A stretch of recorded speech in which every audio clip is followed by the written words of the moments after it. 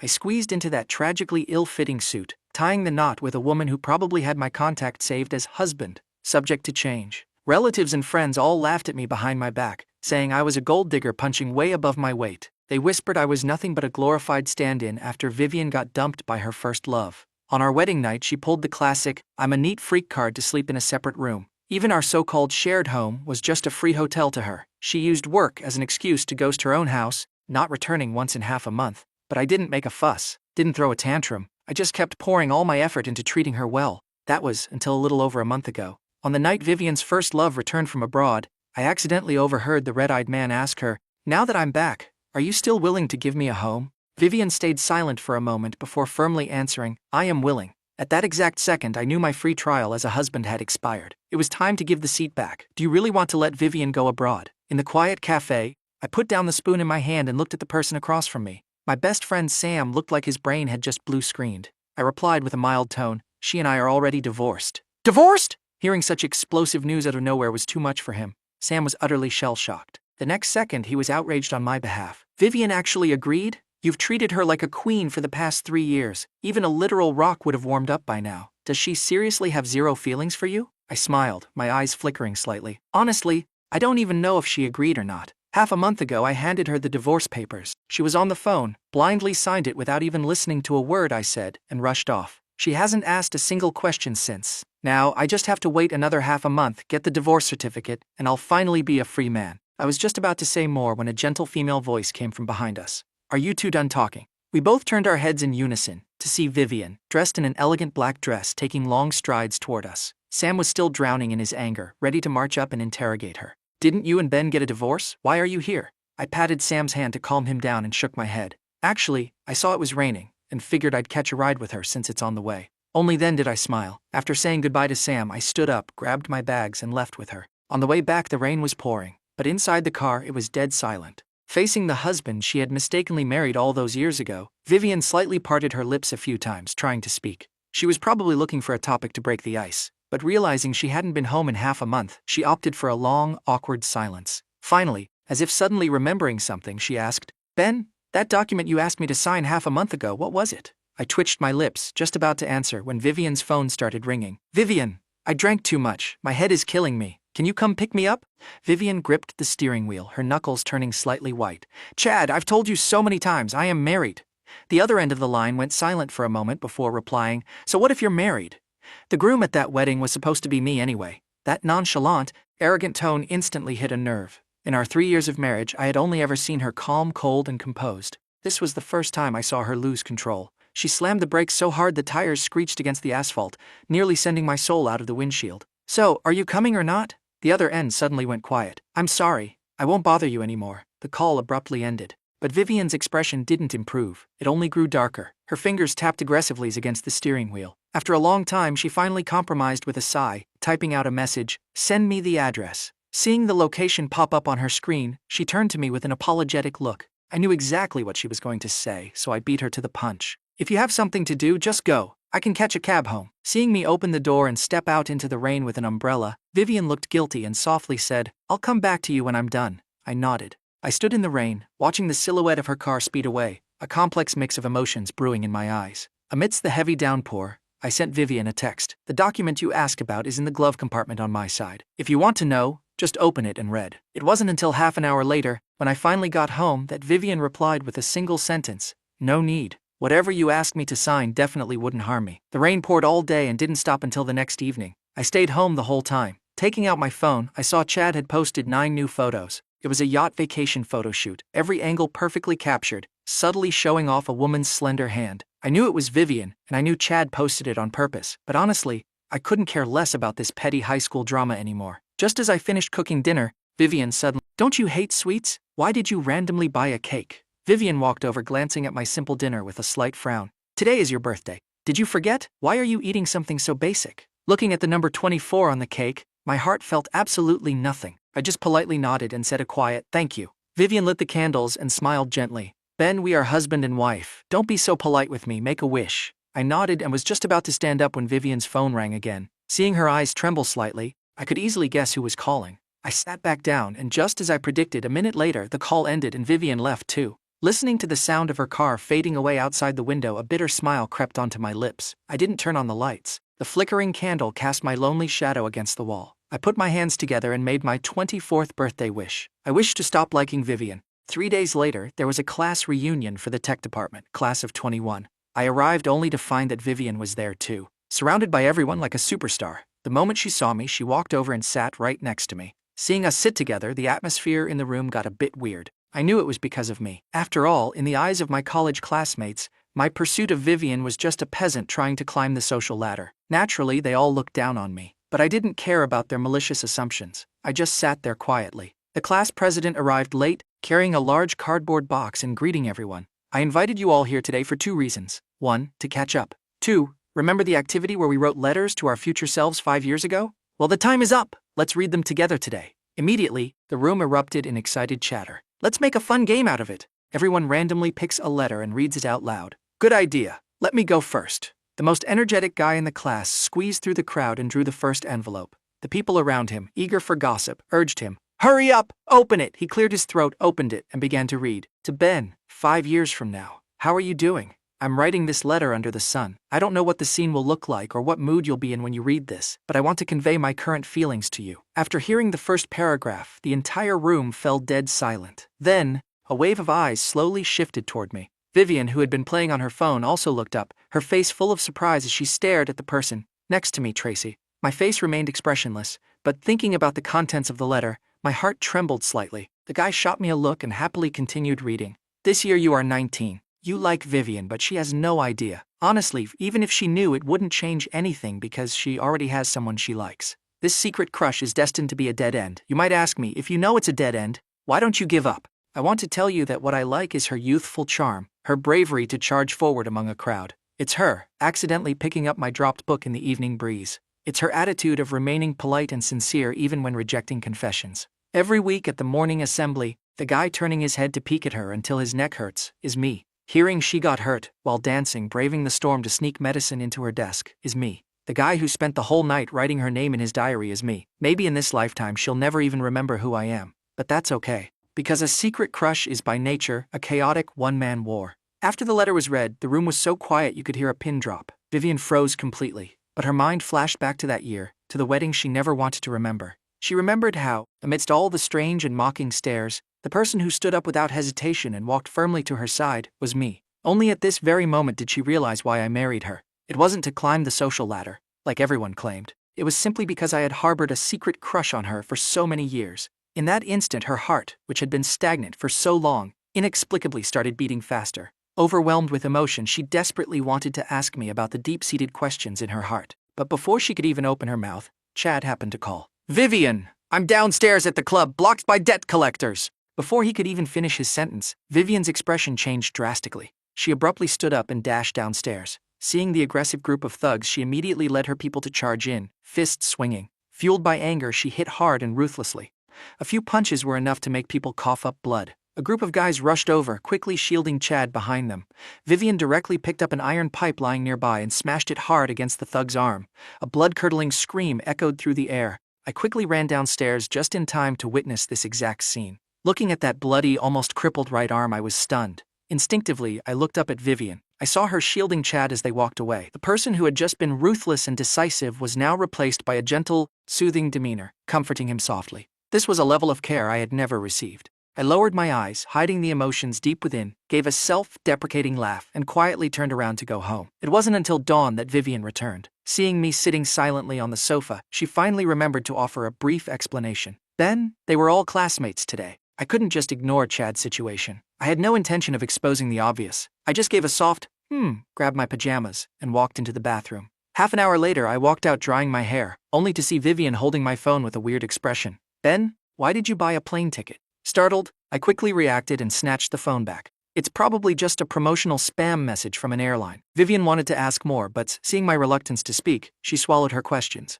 She put the phone down, nodded, and prepared to go wash up. I called her back and took a first aid kit out of the cabinet. Your back was cut by some glass. Let me clean it up for you. Vivian paused, then obediently sat on the sofa. She took off her jacket, revealing a few cuts. The wounds weren't deep, but since they were on her back, no one had noticed. She didn't expect me to be the one to pay attention. She watched me carefully disinfect the cuts with a cotton swab. Thinking about the letter from earlier today, she suddenly looked up. About that letter today. Just put some ointment on after you shower, I interrupted smoothly. Otherwise, it'll get infected. Be more careful when you're street fighting next time. Don't get hurt, because there won't be anyone around to help you apply medicine. Her train of thought derailed. Vivian didn't quite catch what I said. She looked up, confused. What did you say? I shook my head, secured the bandage, and turned to walk into the bedroom. By the time I finished drying my hair, Vivian had also finished showering and walked out. She proactively wrapped her arms around my waist, standing on her tiptoes, wanting to kiss me. But I turned my head, dodging the slightly heated kiss. I'm not feeling well today, I said flatly. I want to rest early.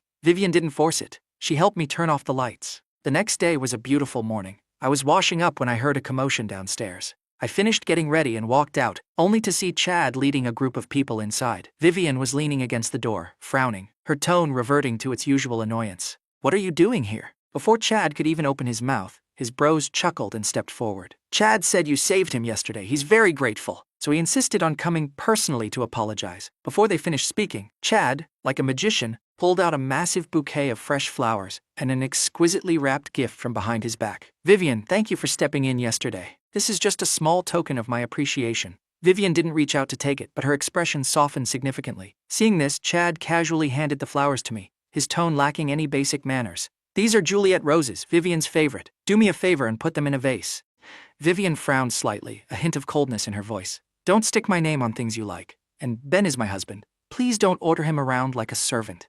The atmosphere in the room instantly dropped below freezing. I was the only one whose expression remained unchanged. I looked at the roses in my hand. Juliet, huh? First time hearing that name. So it was Chad who liked them. No wonder she spent so much money cultivating this breed in our greenhouse. But I didn't say a word. I handed the flowers to the maid standing nearby and gave a few instructions. Go grab a few vases from the display cabinet on the second floor and bring them down. Chad shot me a look full of hidden meanings. I pretended not to notice and carried my breakfast out to the balcony. Separated by a glass window, I could clearly hear the conversation in the living room. Vivian, isn't this the paper crane I folded in elementary school? Why did you keep it in a crystal box so perfectly? You like it that much? I'll gift you a whole box tomorrow. Isn't this the maple leaf we picked up at Shangyun Mountain? You even made it into a bookmark and kept it for so long? Hearing Chad dramatic gasps as if he were unearthing ancient treasures, I remembered the first time I moved into this villa. I had asked Vivian about the origins of these items. Just little gifts from a younger cousin in kindergarten, so I kept them, she had said. At the time, I foolishly believed her, completely ignoring the complex emotions hiding in her eyes, the mix of love, lingering attachment, and unresigned bitterness. Clearly, they were all remnants of her great romance. After a noisy morning, Chad took the initiative to offer a treat. Vivian immediately refused. No need, you've done enough, please leave. Chad acted like he was deaf. He grabbed her hand and pulled her toward the door. His buddies, afraid she wouldn't go, casually dragged me out the door with them. The group drove to a hot spring resort. I rarely interacted with them, so I couldn't blend in. I didn't want to join their circus anyway. I sat alone in a corner, watching them cheer, drink, and party. Vivian noticed my discomfort and walked over, intending to pour me a glass of juice. I was just about to accept it, but she suddenly stood up and marched straight into the crowd. She snatched the glass of whiskey right before it touched Chad's lips. Then a shout echoed through the room. You're allergic to alcohol and you still dare to drink? Do you have a death wish? Chad blinked, looking at her with an innocent expression. I thought this was juice. Someone handed me the— Why are you so mad? Saying that, he casually took the glass of juice from her right hand, his eyes curving into a smile. Thank you. Vivian's hands unconsciously balled into fists, but ultimately, she didn't say anything. She turned around, walked back to her original spot, and casually handed the glass in her hand over to me. Looking at her restless demeanor and the orange-colored liquor in the glass, I didn't reach out. I grabbed my bag and stood up. I don't drink, I said softly. I'm going to hit the hot springs first. Only then did Vivian realize she had handed me the wrong glass. Her mind was so full of Chad that she had actually handed me liquor instead of juice. She wanted to explain what just happened, but I walked away too fast. She didn't even get the chance to speak. The warm spring water relaxed my exhausted mind. I leaned against the wall, watching the endless white steam roll by, and gradually felt sleepy. I didn't know when, but I drifted off. Perhaps because I was too used to their noisy antics, I didn't hear the knocking on the door outside. Vivian called my name a few times and, getting no response, grew worried and pushed the door open. Seeing me in a groggy state, her heart skipped a beat. She hurriedly jumped into the hot spring and propped me up. I groggily opened my eyes. Due to the loss of balance, I was forced to wrap my arms around her shoulders. The steam engulfed us, our skin touching. For a split second, the atmosphere became highly ambiguous. Vivian couldn't help but stand on her tiptoes. Just as our breaths intertwined, a chaotic flurry of footsteps burst into the room. Chad stormed in right behind. Seeing this scene, the smile on his face instantly froze. He He bit his lip hard, trying to hide the shock and disappointment in his eyes, clenched his fists and ran away. Vivian's entire body went stiff. Her first instinct was to drop me and chase after him. She left behind only a single sentence. He misunderstood. I need to go explain. Misunderstood? We were literally legally married. Even if we were caught kissing, what in the world was there to explain?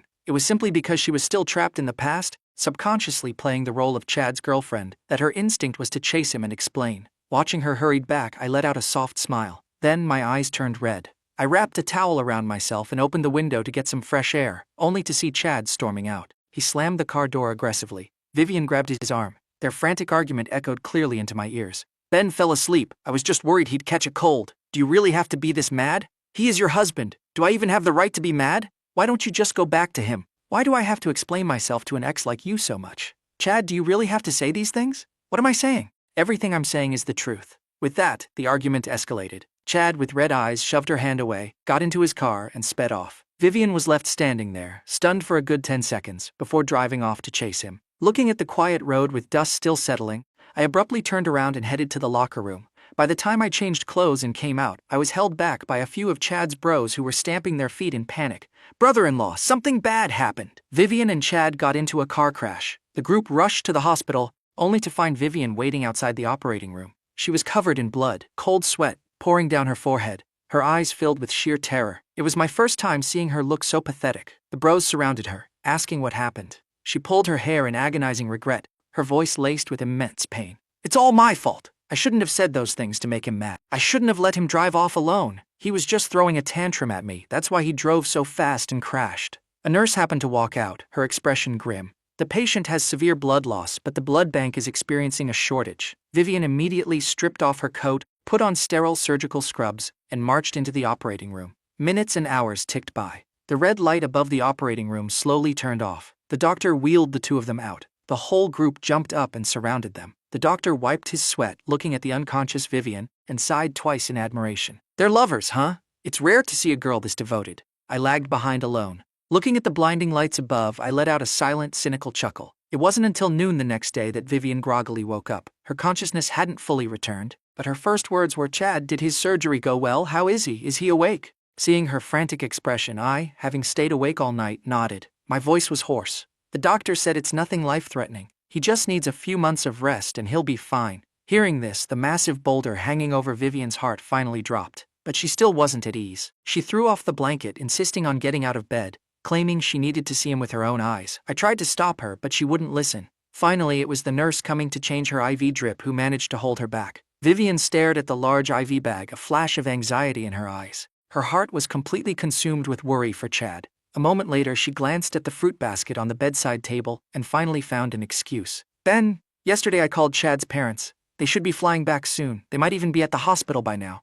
Can you help me bring this fruit basket to them and say hello? And while you're at it, check on how he's doing. I stared at her for a long time before giving a simple, I grabbed the fruit basket and left the room. Chad was just one floor up. I was about to knock when I noticed the door wasn't fully closed. Through the crack, I saw Chad hugging a strange woman, his voice dripping with honey. Babe, didn't you say you'd take me to meet your parents? Why did you come alone? I wanted to bring them, but you just got out of surgery. The timing isn't right. Let's wait until you're discharged, then I'll take you home, okay? Hearing this conversation, my hand suddenly clenched into a fist. Chad was dating someone else, and already at the meet the parents stage? Just then, a doctor doing his rounds pushed the door wide open, startling the two inside. Chad looked up and immediately saw me. His face dropped. What are you doing here? I didn't answer. I put the fruit basket on the floor, turned around, and walked downstairs. Dragging his half-healed body, Chad chased me out to the stairwell and grabbed me. Are you planning to go snitch on me to Vivian? I tilted my head, looking at the panic flashing across his face. My tone was icy. You already have a girlfriend. Why are you still stringing Vivian along and refusing to let her go? Hearing this, Chad raised an eyebrow, his expression quickly returning to its usual arrogant self. I just like having my cake and eating it too. I like playing them both in the palm of my hand, enjoying how well they treat me. Can't you tell? Must you really trample on her genuine feelings for you like this? Seeing my righteous indignation, Chad let out a scoff, his voice oozing with a bragging tone. I have the capital to make them go crazy for me. Even Vivian, the heiress, is no exception. What, are you jealous? Just admit it. Maybe if I'm in a good mood, I'll teach you a few tricks. His unbearable arrogance left me speechless. This silence only made him. He looked me up and down, his gaze finally landing on my wedding ring. You're just a nobody. What gives you the right to act all high and mighty with me? I don't mind telling you, back then, I never even went abroad. I just got too drunk with two upperclassmen and partied until midnight, so I couldn't wake up the next day. If Vivian hadn't thrown a petty tantrum at me, you would have never, ever had the chance to become her husband. The anger I had suppressed for so long finally exploded. I couldn't hold back. I raised my hand and slapped Chad across the face. I didn't even hit him hard, but Chad acted as if he had been struck by a cannonball, tumbling dramatically down the stairs. Before I could even process what happened, Vivian, who had just stepped out of the elevator, shoved me aside. She rushed downstairs and, with a heartbroken expression, cradled the bruised and battered Chad in her arms. She glared at me with furious eyes. "He didn't do anything to you. Why would you hit him so hard?" Chad intentionally showed off the red handprint on his face. "Forget it, Vivian. Ben probably thinks I'm your ex-boyfriend and got jealous. I don't blame him. Let's just go." Those few words completely choked back everything I wanted to say. Watching her face darken even more, I knew that explaining anything now would be pointless. My silence, in Vivian's eyes, was a tacit admission of guilt. Disappointed, she helped him up and walked away, not giving me a single backward glance. After leaving the hospital, I received a call from HR saying my paperwork was ready. I collected all my documents and started packing my bags. I tore a page off the calendar on my desk every day, and soon enough, there were none left. This year was coming to an end, and I was about to leave this city where I had lived for over 2 decades. During this week, Vivian didn't come home once. Chad, however, sent a barrage of provocative messages every single day. Day 7 of the countdown, he sent a video. Vivian was half kneeling on the floor, massaging his calf. Her movements were incredibly gentle. As I watched, I threw everything I had bought for her over the years straight into the trash. Day 5 of the countdown, he sent a few photos. Vivian had brought over a jewelry box and was slipping a brand new ring onto his finger. I casually smashed our wedding photo and tossed it into the fireplace. Day 3 of the countdown, an audio recording. Vivian was asleep, murmuring his name, her tone deep and sincere. I packed up every single gift she had ever given me since we got married and shipped it to a charity organization. The villa I once considered a home slowly emptied out. The few belongings I owned were neatly boxed up. The household staff, seeing this brutal severance, grew anxious and asked me several times what was going on. I just smiled, my tone incredibly light. "It's just a divorce, that's all. Did the miss agree to it? I don't know, but I think if Vivian saw the divorce agreement right now, she'd probably be thrilled. After all, her heart is completely occupied by Chad right now." Day 2 of the countdown, Chad sent another message. This time, the camera wasn't focused on Vivian, but on her parents. Looking at the photo of the 3 of them gathered around his hospital bed, beaming with joy, my heart felt absolutely nothing. I still didn't reply. Instead, I opened my contacts and deleted Chad, Vivian, and everyone connected to them. The first snow of the year fell on the day of my departure. I carried the diaries I packed last night and the unsent love letters out into the garden. The firelight illuminated my face and incinerated the written records of my teenage crush. I looked up at the swirling snowflakes. How long will it take for the snow to cover these ashes? As I zoned out, the heavy gates suddenly swung open. Vivian, whom I hadn't seen in days, had returned. She glanced at the guy squatting on the ground, then walked straight into the living room. When she came back out, she stopped next to me. Looking at those light pink envelopes, she inevitably recalled the letter from the reunion. Her heart, which had been angry for so long, finally softened. "I've been busy lately. Give me a few days to finish up and we'll sit down and have a proper talk, okay?" "Talk about the divorce?" I chuckled softly, looking up at her. My voice was detached. "No need. I already gave you what you wanted a month ago." "What thing? What are you talking about?" Vivian was about to ask when her phone chimed repeatedly. She opened the messages, her eyes and brows instantly curling into a smile. Seeing her expression, I tossed the last of the love letters into the fire and stood up. My tall frame blocked the burning flames behind me. By the time Vivian finished replying, the letters had burned to a crisp. She completely forgot what she was about.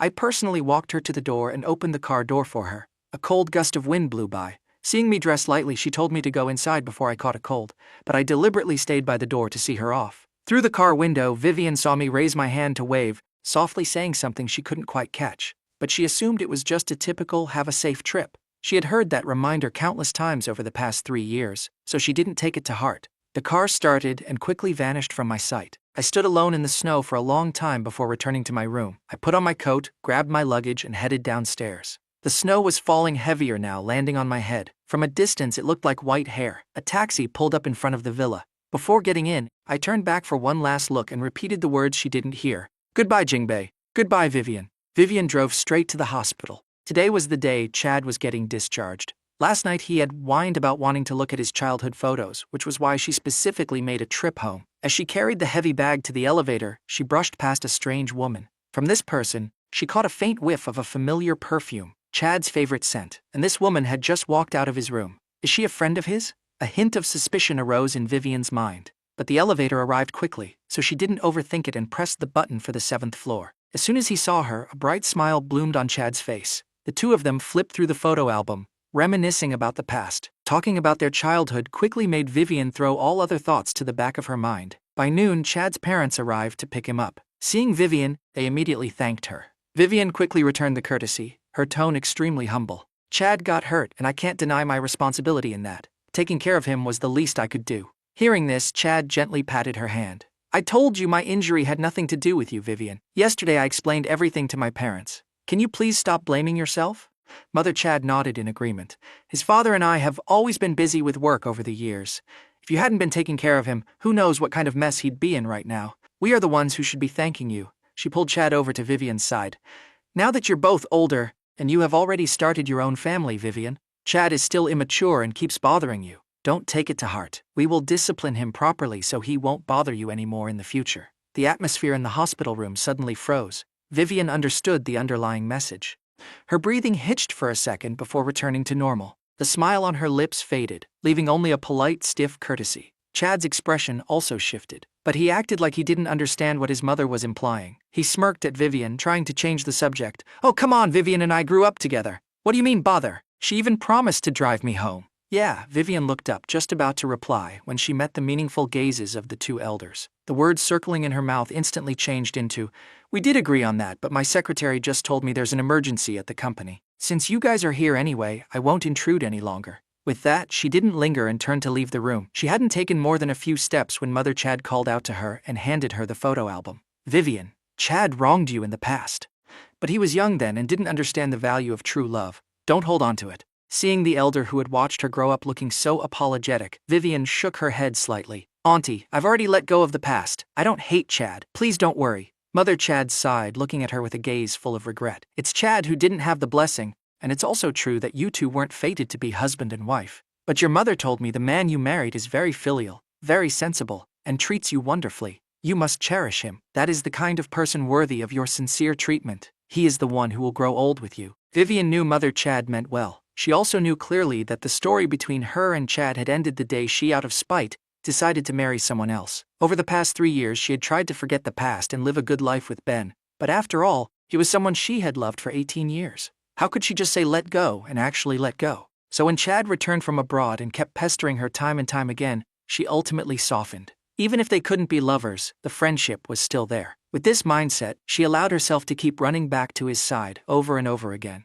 Honestly, every time Chad said he still loved her, her heart fluttered. But those moments were like a breeze blowing across a lake, creating ripples that quickly vanished without a trace. Every time she was about to sink back in, she'd remember that Ben was her husband. Again and again, she felt like she was lost in a maze, unable to find the exit. It wasn't until she heard these words that she felt a sudden awakening. Recalling the morning in the heavy snow when he saw her off until her car disappeared from sight, a wave of warmth surged in Vivian's heart. She bowed deeply to Mother Chad, her voice incredibly sincere. Thank you, Auntie, for specifically telling me this. I understand now. After leaving the hospital, Vivian made a trip back to her family home. Her mother called her into the study, her face unusually serious. When you first got married, I felt Ben's family wasn't a good match for you, so I had some opinions about him. But seeing how much he's cared for you over the past 3 years, managing the household perfectly and looking after us so well, I've gradually let go of my grievances. You aren't a child anymore. There are some things I don't want to nag you about, but let the past be the past. Stop holding on to it. You have a good eye for people. You chose a good husband. It's time to settle down and live a good life. Marriage isn't like dating. It's like a slow-cooked porridge. It's all about endurance. You and Ben didn't have a foundation of love before getting married, and you're both still so young. There are many things you need to communicate clearly and in a timely manner to avoid misunderstandings building up. Do you understand? Yes, I understand. Vivian didn't expect her usually stoic mother to speak such heartfelt words to her, but she knew her mother was right. She bowed respectfully. You are right, Mom. I know what to do now. Her mother nodded approvingly. Then she pulled out a box and pushed it across the desk. This is the bracelet your grandmother gave me when I got married. Give it to Ben. The day after tomorrow is your father's birthday. Remember to bring him home, so the whole family can have a meal together. Vivian opened the box. Looking at the imperial green jade bangle inside, she felt a moment of disbelief. She remembered the wedding 3 years ago that caused a massive uproar. Chad had called in and announced over the phone to all the guests that the wedding was canceled. Relatives from both sides immediately turned sour and left on the spot. She stood alone on the stage, her heart turning to ash. She grabbed the microphone, ready to unleash all the suppressed emotions and vent everything out. She didn't even know what she was planning to say. That was until Ben stood up, was shoved backstage by her panicked bridesmaids, and then reappeared in her line of sight. Only then did she snap back to reality as the wedding march played. She remembered him wearing that slightly oversized suit, walking firmly toward her step by step. He stood by her side, enduring the thousands of curious, mocking stares from the audience below, without a hint of fear or hesitation. Perhaps infected by his unwavering resolve, Vivian's deadened heart sparked with a bit of reckless courage. Even though she didn't even know her groom's name, she made a silent vow. She would spend the rest of her life treating the man who slipped the ring onto her finger well. She would never betray the hand that reached out to her in the darkest moment of her life. Vivian placed the bracelet box in the... Just before closing it, she spotted a document folder. She frowned, trying to remember when it was put there, but couldn't recall a thing. She was just about to take it out to read when Chad called. "Vivian, my parents left. My friends heard I got discharged and want to throw me a celebration party. Are you done with work? Want to come hang out?" This time Vivian rejected him without a second of hesitation. Chad's tone instantly plummeted, ready to start whining, but she used a meeting as an excuse and hung up. After hanging up, she closed the compartment and drove home. The usually lively villa was exceptionally quiet today. Vivian looked around and realized the living room was missing a lot of things. Her hair clip that she left on the coffee table months ago, the water cup on the dining table, the throw pillows on the sofa, they were all trivial little things Ben had bought. In the past, she wouldn't have noticed, but for some reason, she noticed something was very wrong today. She called the butler over and asked why the house was missing so many things. "The master threw them all away," the old butler answered respectfully. He looked up at her expression, hesitating before asking, "Miss, do you really want to, with the master?" Before he could finish his sentence, her phone rang. "Vivian, the snow is so heavy I know you're definitely stuck at home. How long has it been since you partied with us? Let's go, let's go, let's go get drinks." A group of her besties practically kicked the door down, linking arms and dragging Vivian out without a second word. The word divorce that the butler was about to say was swallowed back into his stomach. Though they said they were getting drinks, considering Vivian's poor health, her friends only dared to give her water. She watched the group playing drinking games, took 2 sips of water, and pulled out her phone to find Ben's contact. She drafted a message. "Did you go out today? Where are you? What time are you coming back? Send me the address. I'll come pick you up later. The roads are slippery with the snow. Be careful not to fall." Before she could hit send, one of her friends finished a phone call, her face turning pale. She pulled Vivian up and shouted to the group at the table, her tone frantic. "Let's go! Let's go! Change of venue, there's some juicy drama!" The group was confused by her incoherent rambling, but hearing there was drama, everyone got excited and piled into the cars. On the way, everyone kept asking where they were going, but the girl didn't say a word. She only kept stealing glances at Vivian. The destination was a bar they had never been to. Before getting out of the car, the friend pushed Vivian forward, saying some weirdly cryptic things. "Vivian, there are some things I've heard rumors about for a while now. I really held it in until I couldn't anymore. If you see something inside, don't blame me. I'm doing this for your own good." They were all close friends who grew up together. Hearing her use such a serious tone, the smile on Vivian's face vanished. She looked at the door right in front of her, took a deep breath and pushed it open. The scene inside the bar unfolded clearly before everyone's eyes. The main hall was brightly lit, everyone lost in the deafening music. The spotlight shone down, illuminating a couple making out passionately right in the center of the stage. Despite the distance, Vivian recognized Chad in a single glance. He was holding on to a flirtatious, enthusiastic girl, her face carrying an unusual smirk. His hands were roaming all over her back, looking completely different from the quirky, arrogant, and willful young master he usually portrayed. In an instant, the group of 7 or 8 girls standing at the door fell dead silent. In stark contrast to this silence was the cheerings and hooting from the crowd inside, getting louder by the second. "Going all out right after getting discharged, huh? They've been kissing for half an hour. Aren't they suffocating? They're a deeply in love couple, so what if they kiss? Are you jealous? Don't say that. Chad has been dating this girl for half a year already. Isn't he bored yet? How long do you guys think this one will last? Will she surpass Vivian? Don't try to guess Chad's mind. He's just playing around. Look at Vivian. She got dumped 3 years ago, and now when he's in the mood, he can still toy with her like a dog."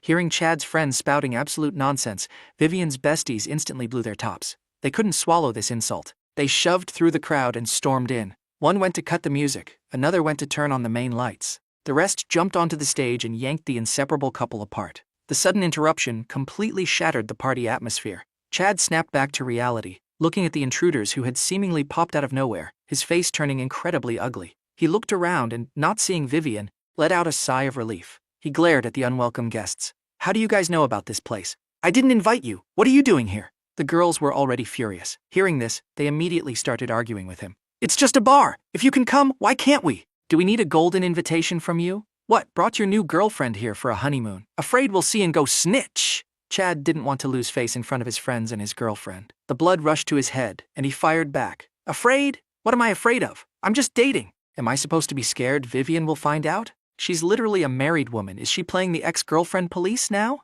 As soon as he said that, his bros clapped and started whistling loudly. Seeing their mocking faces, Chad secretly thought, oh crap. He realized something was wrong and was about to ask what was going on, but the girls beat him to it. Playing the lingering feelings for the ex-act for so long, and now the fox's tail is finally showing? Not acting anymore, Chad. You've been dating another woman for half a year, yet you still want to keep your options open? Still want to mess with Vivian? Hearing this, Chad's girlfriend also realized something was off. Her face darkened. Chad didn't expect this to blow up today. He knew things had gone too far, so he decided to just double down and speak without thinking. Didn't she shamelessly beg me to get back together? I hate her to death. Why would I mess with her? She clings to me like a stray dog. I can't even chase her away. I was sick of her 3 years ago. That's why I intentionally ran away. It had nothing to do with going abroad. Right now, the only person I like is my girlfriend. Are those really your true feelings? Facing the simultaneous interrogation of several people, Chad refused to back down. He craned his neck like an arrogant peacock. Of course! Even if Vivian herself came here, I wouldn't change a single word. With that guarantee, no one spoke anymore. The girls exchanged a knowing look and took a few steps back, clearing a path.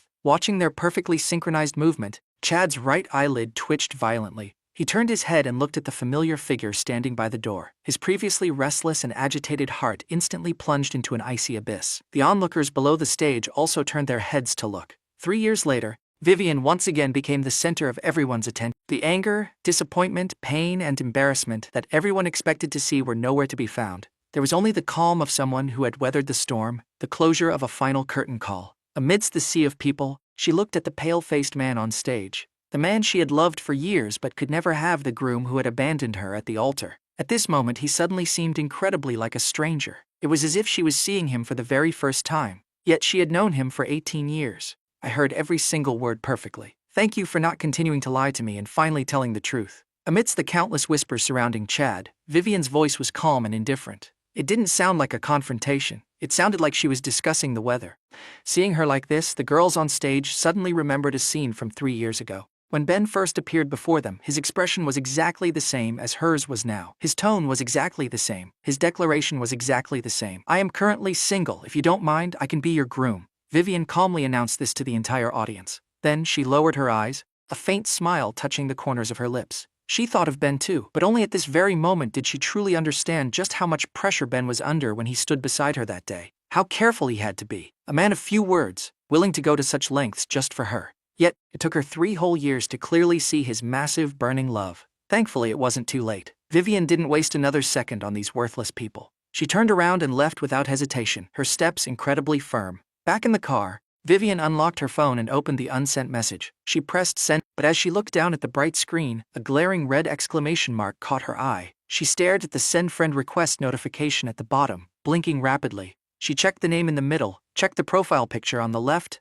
No mistake. It was definitely Ben. But why would he randomly block and delete her? Vivian didn't understand. She tried sending a few more messages, but she was definitely blocked. Her once calm and still mind was now rippling with countless waves of panic. Logic told her that something must have happened, but her emotions desperately tried to suppress her logic, looking for excuses to comfort herself. He still saw me out the door this morning, just like usual. He looked perfectly normal. He even waved goodbye. Maybe he just pressed the wrong button. Vivian tried to mentally prepare herself, but her car, speeding down the road with the pedal to the metal, betrayed her panicked heart. She blew past 10 red lights just to make it home before dark. The house was exactly as desolate as when she had left, so quiet it didn't even feel like her own home. She saw the kitchen lights on and thought Ben was inside making hangover soup. She rushed straight in. There was indeed soup on the stove, but it was the maid watching the fire. Seeing Vivian rush in, she clumsily bowed and hastily scooped a bowl of soup for her. Vivian hadn't drunk any alcohol, but she took a sip of the hot soup anyway. It wasn't the familiar taste she was used to. Vivian frowned. Didn't the master make the hangover soup? The young maid's clear eyes widened in sheer panic. She stammered out an apology. I'm sorry, miss. Before the master moved out, he taught me how to make the soup, but I didn't remember it clearly. Please wait a moment. I'll make a fresh batch for you right away. But out of that entire exchange, Vivian only heard 3 words, moved out? Her wildly beating heart plummeted straight into an endless dark abyss. When did he move out? This morning after she left. The living room, the bedroom, the study, the bathrooms. Vivian searched every corner of the house, but there was absolutely no trace of Ben. Hearing the commotion, the butler hurried over. Seeing her panicked, soul-crushed expression, he finally asked the question that had been suffocating him. "Miss, why did you agree to divorce the master?" "Divorce?" Hearing that word, Vivian felt the world spin. She had never heard Ben mention a divorce. Why did everyone assume she wanted one? She frantically racked her brain, trying to recall everything that had happened recently, searching for any clue. Ben's weird behavior at the cafe, the plane ticket she didn't get a good look at, the cryptic words he said this morning. "I already gave you what you wanted." Recalling that unquestioned statement, Vivian's panic skyrocketed.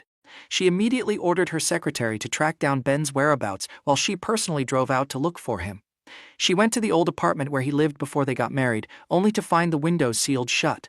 The neighbors told her that Ben came back yesterday, threw away a lot of stuff, and looked like he was leaving for a long trip. Right then, a text from her secretary arrived. "Boss, I found out the master bought a ticket to San Francisco half a month ago. His flight left this morning. He should have landed by now. So Ben didn't just want to move out. He decided to leave the country?" Realizing this, Vivian felt a bone-chilling coldness in her heart. She couldn't understand why Ben would suddenly want a divorce and leave without a trace. Becoming her husband, staying by her side, wasn't that what he always wanted? After telling her secretary to book a flight to the US, Vivian got back into her car. She didn't drive. She just leaned back against the seat, staring blankly at the blocked chat screen. Her phone, uncharged for a whole day, flashed a low battery warning. She opened the glove compartment to grab a charging cable. Her eyes swept past that document folder. This time, she finally opened the folder that had been sitting there for a month. The moment she saw the words divorce agreement, Vivian's hands uncontrollably trembled. But she forced herself to stay calm, flipping page by page until the very end. Seeing her own handwritten signature there, she completely froze. Why was her signature on a divorce agreement? Why did she have absolutely zero memory of signing it? Vivian's brain worked in overdrive, trying to connect the ignored and forgotten details. The person who handed her this agreement was Ben, and the only time he had asked her to sign anything was that night a month ago. He said he wanted to give her a gift. She didn't have time to look. She just signed it and left. Ben tossed the agreement into her car and repeatedly reminded her to read it. It had been exactly a month. The agreement was already legally binding, yet she had never opened it once. These few flimsy pages felt like they weighed 1,000 pounds in Vivian's hands. Only at this moment did she finally understand why Ben wanted to leave. He saw how restless and wavering her heart was in this marriage. He assumed she would go back to Chad and divorce him, so he chose to leave first, and this so-called gift was this divorce agreement. He decided to give her back her freedom. He decided to fulfill the obsession she hadn't been able to let go of for years. When the plane landed in San Francisco, it was mid-afternoon local time. Standing on the main road, I met up with my former professor, Diana, whom I hadn't seen in a long time. During my senior year of college, she resigned to start her own business. After 3 years of hard work, she had successfully established a foothold in Silicon Valley. I had officially accepted a job offer from her, which was why I decided to go abroad. This outstanding woman in her early 30s had always been approachable with her students, and now in the corporate world, she was even more down to earth. The moment she saw me, she waved enthusiastically. "Ben, long time no see." I pushed my luggage over, a smile on my face. "Mrs. Diana, long time no see. I've resigned. What's with the M's? If you don't mind, just call me Diana from now on." Her warm and straightforward personality made me feel a lot better in this unfamiliar foreign land. I didn't stand on ceremony and called her Diana. She smiled and pulled me toward her car. On the way to my new place, we chatted a lot about the past, from classes to graduation. It was quite nostalgic. "Ben, half a year before you graduated with your master's, I invited you to the US. You said no back then. Why the sudden change of heart?" My gaze froze for a second before quickly returning to normal. I thought for a few seconds, weighing my words. Back then, I hadn't figured out what I wanted to do, and for family reasons, I didn't really want to go abroad. But now I've thought it through. Since I don't know what lies ahead, I might as well just go for it. Who knows, maybe stepping out will help me find a new calling. Diana, being an experienced person, knew that young folks entering society were bound to be lost at first. She understood my current mood perfectly and offered some comforting words. Life is all about figuring things out one step at a time. Look at me. I had to teach at a university for years before realizing the ivory tower wasn't for me, which is why I came out to see the world. How old are you? Being lost is normal, but as long as you take that brave first step, I believe you'll definitely find. Having Diana as a living example right next to me felt like taking a chill pill. I felt much more at ease. After parking, Diana took me to the apartment. It was a standard 2-bedroom layout, north-facing, but with great lighting. There was a supermarket downstairs. Looking at the clean and tidy room, I felt my travel fatigue melt away. Diana showed me around, explained some essential things to note, and then dragged me out for a meal. After eating, we hit the supermarket to buy some daily necessities. After dropping me back off, she didn't intrude any further. She left me her address and headed out. I took a shower and lay on the bed, watching the sky outside the window slowly turn dark. In a flash, it all felt a bit surreal. Yesterday at this time, I was still bundled up in a blanket in that Jingbei villa, watching the heavy snow outside. Today, I had flown across the ocean to another city, starting my single life. The room was incredibly. My thoughts drifted, and I quickly fell asleep.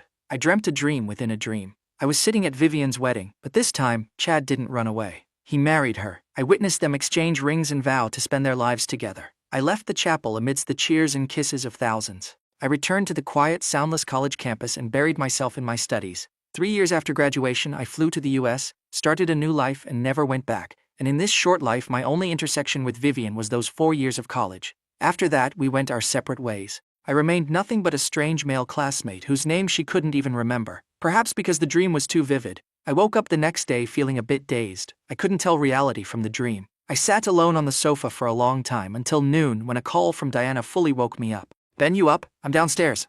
When I saw Diana's car, I opened the passenger door. As I bent down, I vaguely saw someone sitting in the back seat. Out of politeness, I didn't stare, assuming Diana would introduce us once I sat down. After I buckled my seatbelt, the person next to me didn't say a word, but a familiar voice drifted from the back seat. "Did you sleep well?" Hearing that voice, I whipped my head up. Through the rearview mirror, I saw a familiar face. Vivian. We hadn't seen each other for just a day, but she looked exhausted. She probably hadn't slept in a while, but her eyes looking at me were clear and unwavering. For a moment, 1,000 things I wanted to ask surged to my throat, but I didn't know where to start. Ultimately, I just chose to stay silent. The car was dead quiet. A minute later, Diana realized the vibe was off. She quickly turned to me to smooth things over. "This is your classmate, Vivian. Don't you recognize her? She just got off the plane and called me. I figured since you guys were classmates, we could all grab a bite. You don't mind, do you, Ben?" "Do I mind?" But in front of Diana, who knew absolutely nothing about our drama, I had to keep my cool. So I pretended everything was fine, forced a smile, and replied, "Whatever you decide is fine.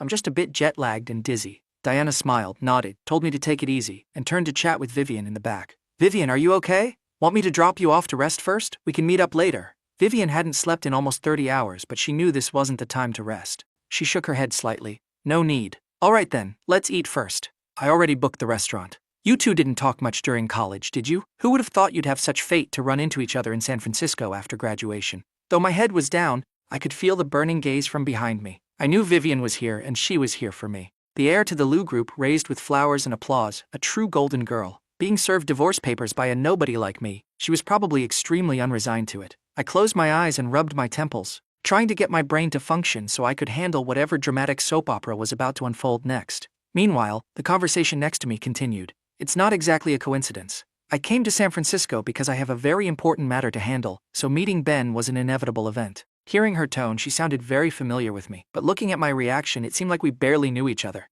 This messy dynamic had Diana a bit confused. "So, you came to find Ben? Did you two stay in touch a lot after graduation? Are you close?" "Just normal," I interjected before she could answer. Hearing those words, Vivian's gaze deepened significantly. She pursed her lips. "After all, we were classmates for 4 years. Right now, it's normal. But as we interact more in the future, we'll get close eventually." "Oh, right. Vivian, do you have work in the US this time? Did you come alone without any family? I heard you got married, and your husband was a classmate of ours?" Hearing this, my heart skipped a few beats. My hands unconsciously balled into fists. After what felt like an eternity, I finally heard Vivian's slightly hoarse voice. "Yes, but not long ago he asked me for a divorce. I came to the US this time to handle this." Diana never expected some casual gossip to accidentally dig up someone's private life. For a moment, it was incredibly awkward. I didn't want to continue this topic, so I bluntly changed the subject. "Diana, are we doing Western or Chinese food today? How much further?" "I haven't eaten anything since I woke up. I'm starving." Diana shot me an incredibly grateful look and quickly chimed in. "Western food. It's just a few hundred meters away."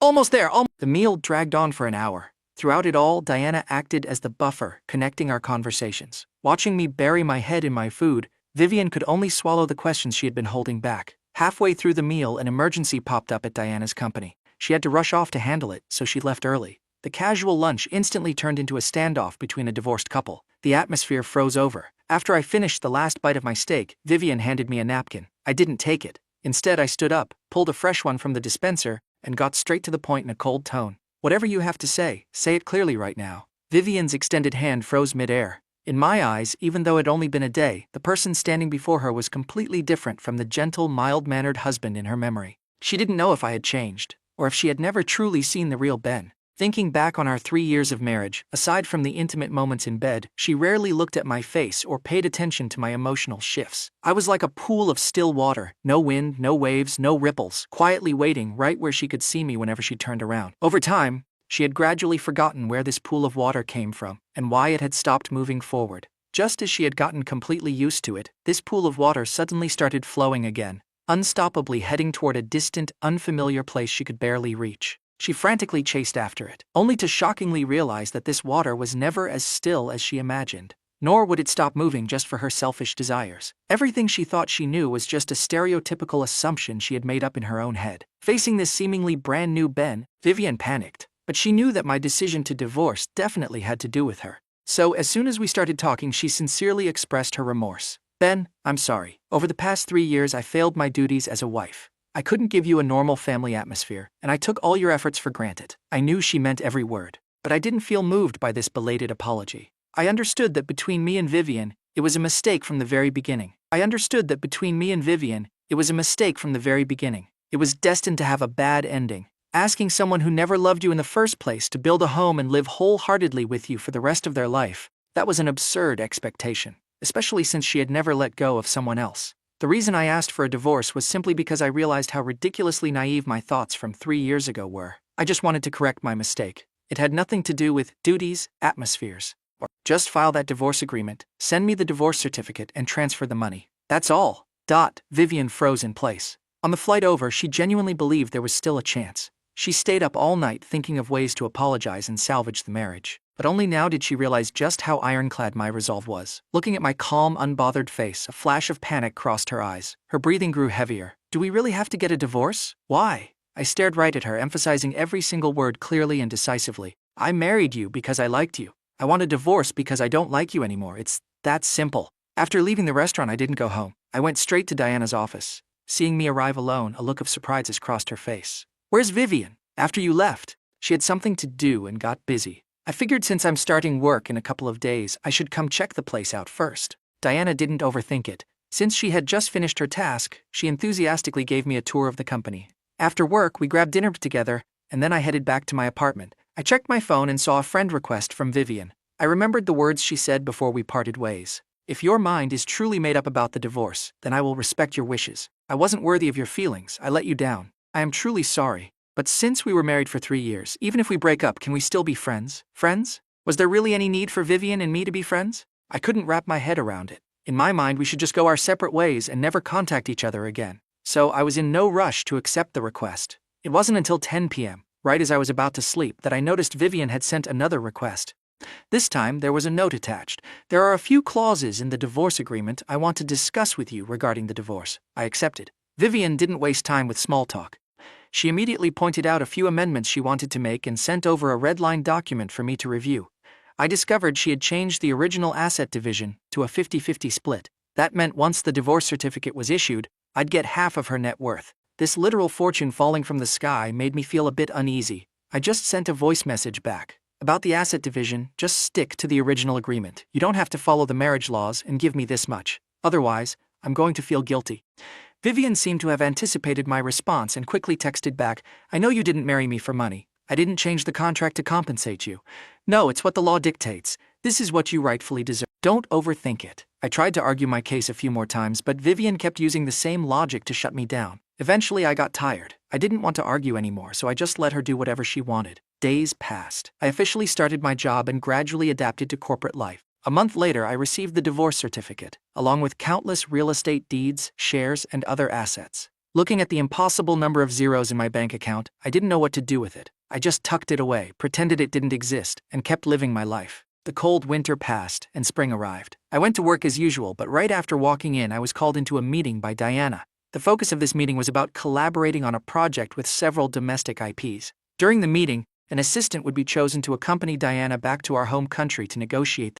Ben, you're coming with me. Being suddenly called out surprised me. I had only been at the company for a quarter. Logically, I wasn't qualified to handle such important work, but since Diana picked me, I couldn't exactly say no. After the meeting, we both stayed behind. Diana didn't beat around the bush. For this trip back, although we have to negotiate with 4 companies simultaneously, our main priority is to secure a partnership with the Lu Group. Hearing that name, I vaguely guessed what was going on. I looked at Diana, a hint of hesitation in my eyes. Vivian? Diana nodded. After a moment of hesitation, she chose to be honest. After that brief encounter last time, Vivian asked to meet me privately again. She laid the groundwork for this project back then. About you and her, she actually told me a few things. I felt it was your private life, so I never brought it up. But this project has reached its most critical stage. To ensure absolutely nothing goes wrong, I want to ask you for a favor. Will you come back with me and participate in these negotiations? I know it's a bit presumptive, but I hope you understand. I honestly didn't get what Diana meant. I was a newbie who hadn't been at the company long, with zero background or connections. What use was bringing me along for such a massive project? Just because I was Vivian's ex-husband. But that was the only possibility I could think of. Vivian never liked me. The divorce was clean, and she hadn't contacted me since. Why would Diana think I'd compromise just for her? To avoid any unnecessary misunderstandings, I laid my cards on the table. I didn't mention the divorce before because I thought it was irrelevant, but since this project is a big deal, I need to be brutally honest. Truth is, Vivian and I were practically strangers passing in the night.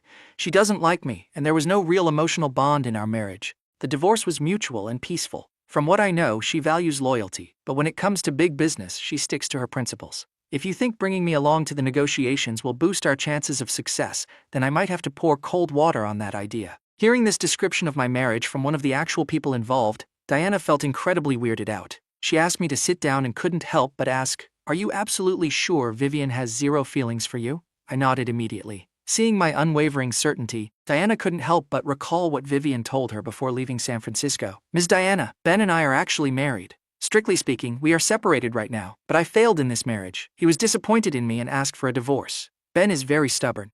I didn't want to make things difficult for him, so I agreed.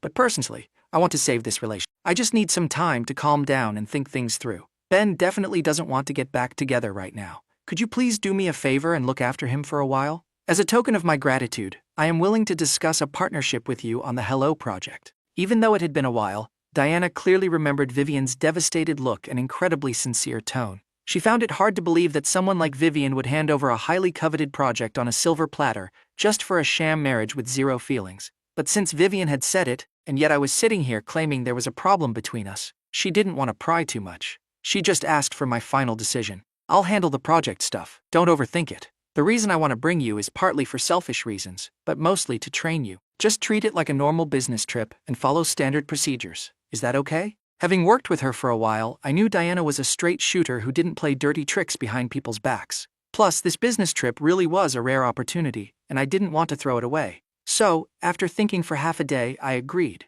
The trip back was scheduled for a week later. I busied myself with work and packing. The closer the date got, the calmer I felt. Looking back at the past, it just felt like a dream. Now that the dream was over, I was wide awake. I wouldn't cling to the past anymore. As for Vivian, we were just back to square one. She was just an old college classmate. I already figured out exactly how to treat her when we met again. Setting foot in this familiar city again, my mindset had undergone an earth-shattering shift. I pushed my luggage alongside Diana, laughing and chatting as we exited the airport. Mid-conversation, Diana saw her parents waving from afar. But I knew a reunited family would have a million things to talk about, and I didn't want to intrude. So I politely declined, and we parted ways for the time being. I pushed my luggage out of the airport alone, only to find it was pouring rain outside. There were no cars on the street. I opened a ride-hailing app to book a car when a black sedan suddenly stopped right in front of me. I instinctively looked up and saw Vivian walking toward me with an umbrella. I hadn't seen her in months, and she had lost a lot of weight. Wearing a dark blue trench coat, she looked as slender and elegant as a bamboo stalk. I never expected her to show up, so I was a bit startled. She walked straight up to me, her eyes hiding complex emotions I couldn't read. "Long time no see, Ben. How have you been?" I instinctively took a few steps back to maintain my distance.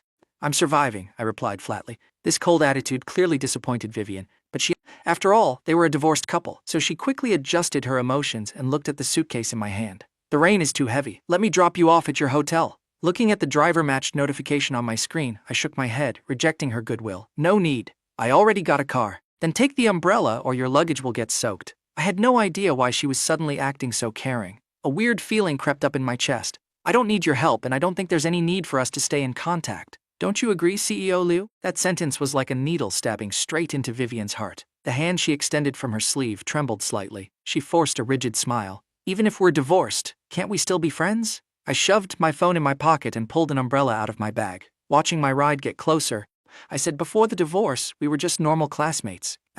You and I are from completely different worlds. There's no need to force a friendship." Every word lacked even a single ounce of emotion. This time Vivian was the one left stunned. She watched the driver load my luggage into the trunk, watched me open the door, watched me close my umbrella. She felt like something was permanently slipping away from her. She couldn't help but step forward, grabbing the car door just as it was about to close. Amidst the heavy patter of the rain, her voice was exceptionally strong. I don't think we're from different worlds. Ben, maybe you've heard countless people gossip about your background, judging you for choosing to marry me, but I want to tell you, I have never looked down on you. I have never, ever thought you weren't worthy of standing beside me. You just calmly accepted everything you had and bravely pursued what you liked. You don't need to feel inferior. Living independently for almost 10 years, this was the very first time I had ever heard someone say something like that to me. I tilted my head, looked at her, and the corners of my lips slightly curled up. In a rare moment, I gave her a smile and said, "Thank you." After dropping my luggage at the hotel, the rain stopped. I grabbed my bag and hurried to a restaurant to meet up with Sam. The two of us bros hugged it out and caught up on our recent lives. When Sam heard that I got half of Vivian's net worth, his jaw dropped so wide he could have swallowed a whole dinner plate. He suddenly threw his arm around my shoulder, completely ignoring the weird looks from the other tables, and started shouting nonstop. "My bro is a billionaire now. Holy crap, if I just cling to your leg, my entire life is set, right?" I quickly slapped a hand over his mouth, apologized to the annoyed customers around us, and immediately dragged him into a private dining room. Once there was no one around, Sam dramatically pretended to cry and whispered, "Did the money actually hit your account?" "It did, but I'm too scared to spend it. It feels like money that fell from the sky is just going to be taken back." Sam hated hearing that. He grabbed my hand and started preaching.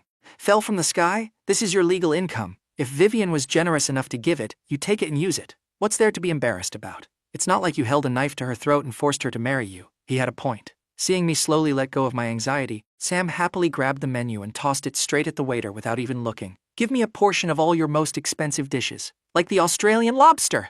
"Nouveau riche much?" I teased him, giving him a thumbs up. "How was my acting just now? Did I look the part? I'm just messing with you."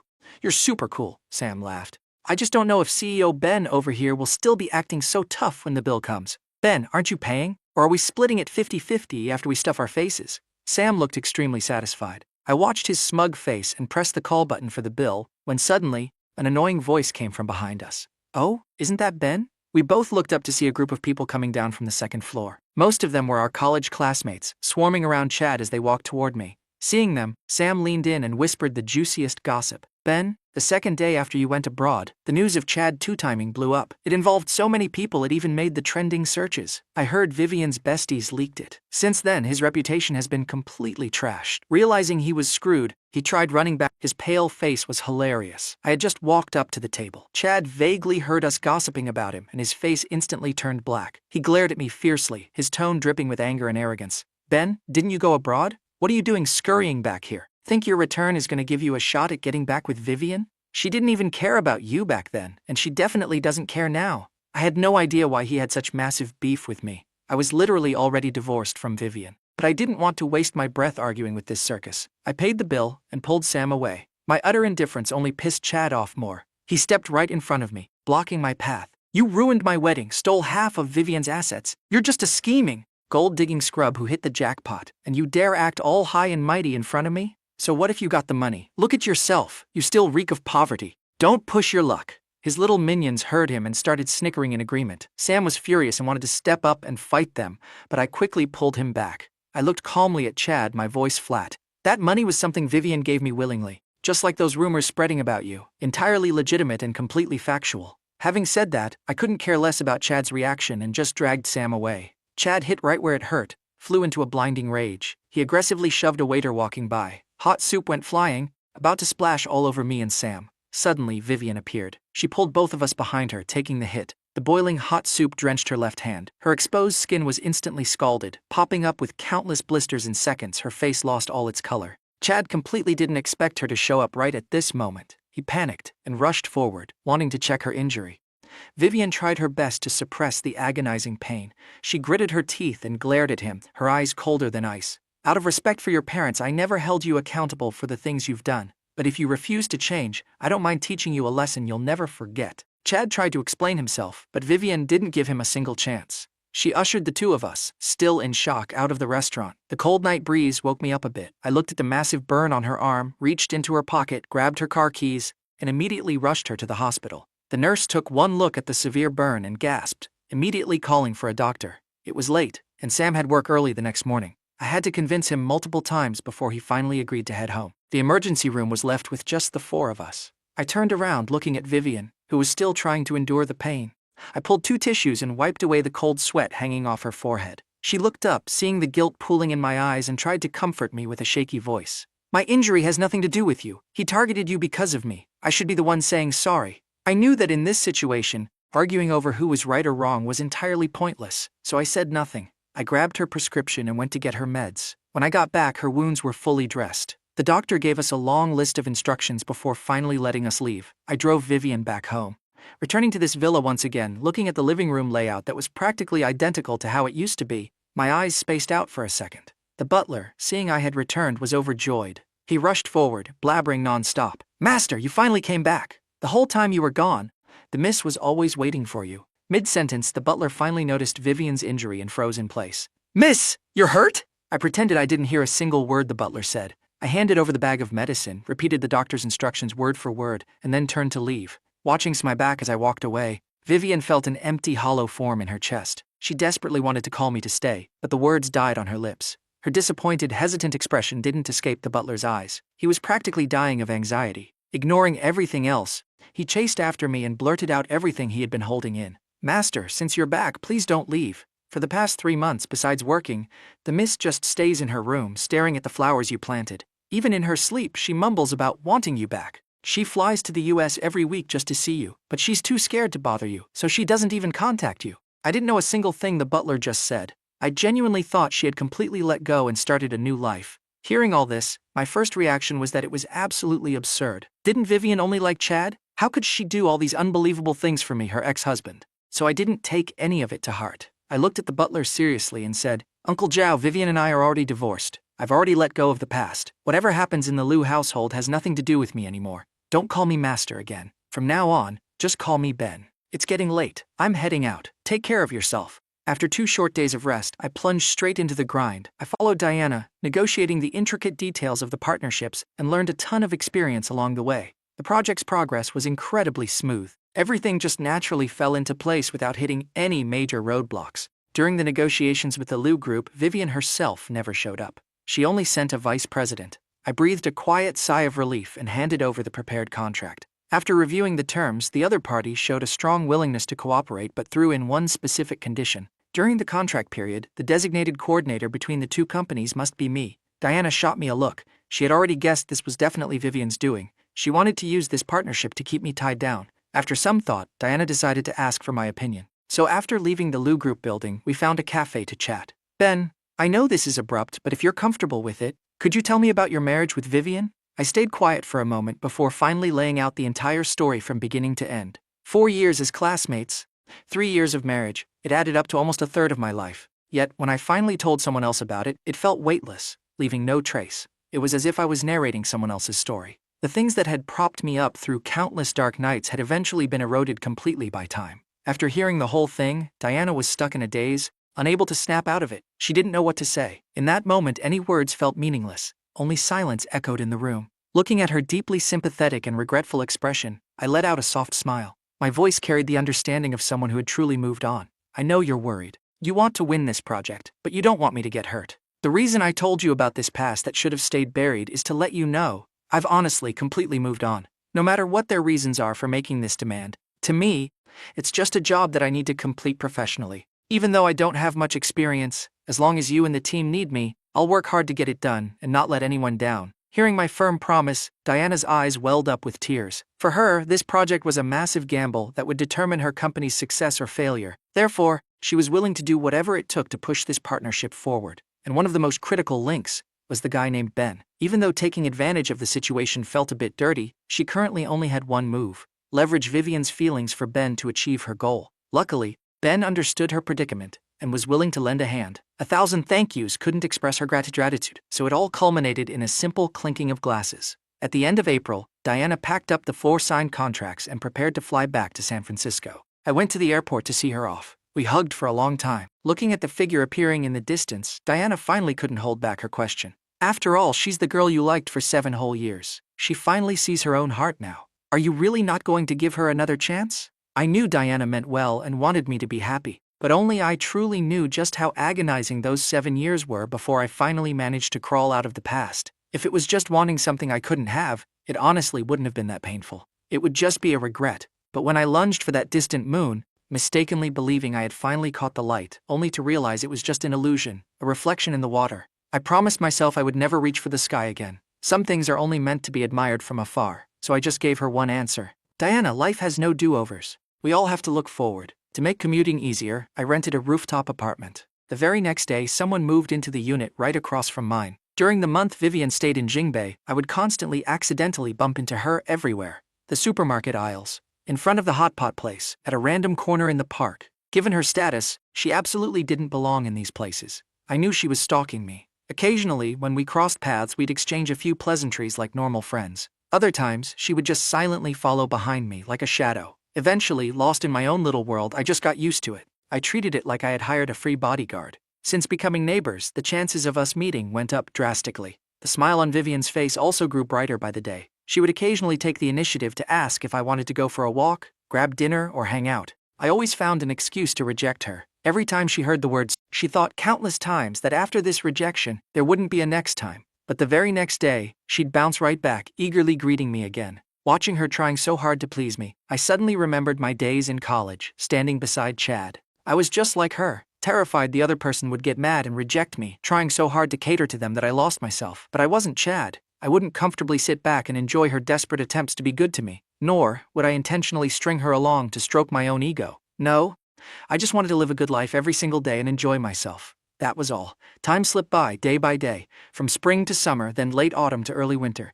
This project, which had dragged on for nearly a year, finally reached its end. The day the contract expired happened to be my 25th birthday. I booked a flight back to San Francisco for that exact day. The night before my departure, I stayed up packing my bags until the early hours. I suddenly noticed it was snowing outside. When the clock struck 12, there was a knock on my door. I opened it to find Vivian holding a cake. She was clearly smiling and saying happy birthday, but I could see traces of deep sorrow clinging to her. I paused for a second before quickly throwing my usual calm facade back on. I politely thanked her. After lighting the candles, I put my hands together and made a wish. When I opened my eyes, I saw Vivian looking at me with eager anticipation. What did you wish for? Is it the same as last year? The conversation practically died right there. Vivian remembered what happened on my birthday last year, and the smile on her lips slowly turned incredibly bitter. I lowered my eyes, avoiding her gaze. The atmosphere froze over for a long time. Then, I heard Vivian ask a very strange question. Ben, last year on the day you left, what did you say? I didn't hear it clearly back then. Honestly,